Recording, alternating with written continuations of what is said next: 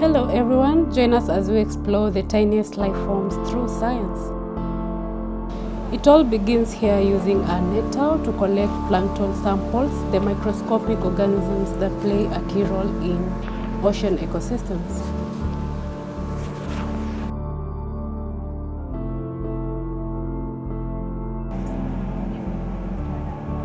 Next, the planktoscope. The planktoscope captures detailed images of plankton, helping us identify the tiny organisms in real time. For a closer examination, we use a stereo microscope, which allows us to observe the finer details of plankton anatomy and further identifying species and understanding their role in the ecosystem. In moments like this, science becomes even more exciting.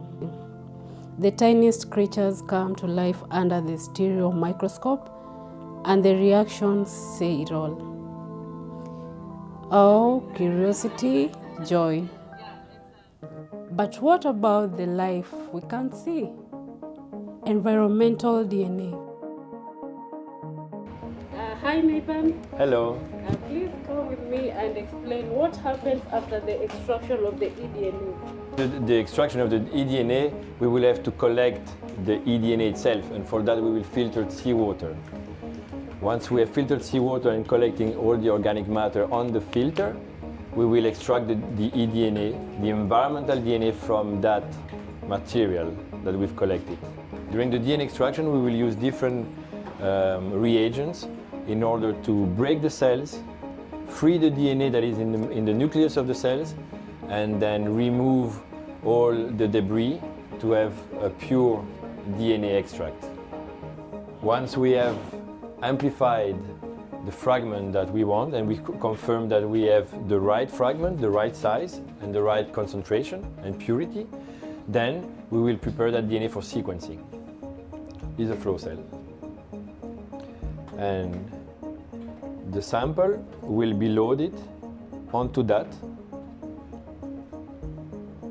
Once the sample is ready, we can load this flow cell into this machine, the gridiron, and the sequencing will happen.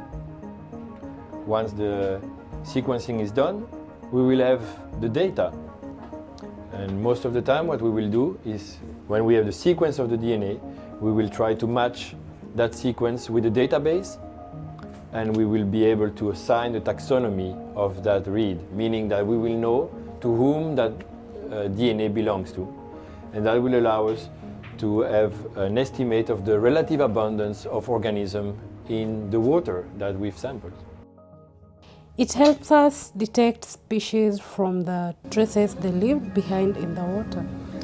Water samples are carefully stored in a cold room to preserve genetic material before analysis.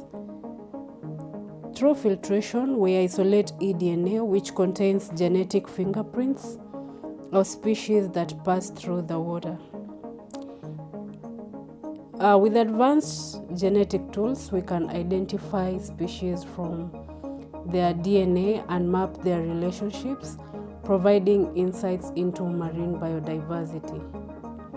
These findings help us understand the health of our ocean, supporting conservation and sustainable management efforts. What discoveries could the ocean reveal next?